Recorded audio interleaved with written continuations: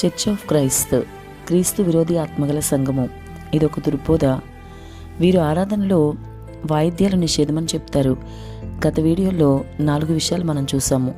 5వదిగా వీరు ఆమోసు గ్రంథంలో మీ సంగీతం తొలగనివ్వండి అని దేవుడే చెప్తున్నాడని వీరు అంటారు. అక్కడ మీ పాటలు కూడా వద్దు అన్నాడు దేవుడు. మరి పాటలు పాడడం కూడా మానేస్తారా? దీనికి మీ సమాధానం ఏంటి?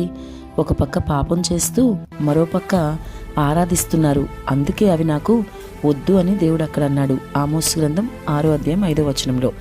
వాయిద్యాలు ఎట్టి పరిస్థితిలోనూ నిషేధం కాదు.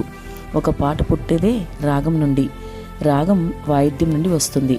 పాటకు సంగీతం అవసరము. ఆరాధనకు సంగీతం తప్పనిసరి కాదు. కానీ సంగీతం తప్పు అనడం మన సొంత ఆలోచనతో మనం తీర్పు తీర్చడమే అవుతుంది. ప్రకటన గ్రంథం 14వ అధ్యాయంలో భక్తులు పాడుతుంటే వెనక నుండి సంగీతం వస్తుంది.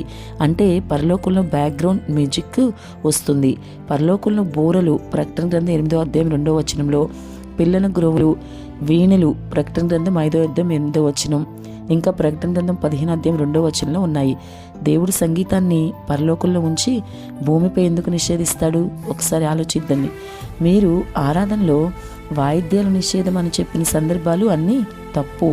వీరి దుర్బోధ విషయమై సంగమా జాగ్రత్తగా ఉండు. వీరి దుర్బోధలో పడి నువ్వు మోసపోకు. వీరి గురించిన మరిన్ని విషయాలు మిగతా వీడియోలో చూద్దాం.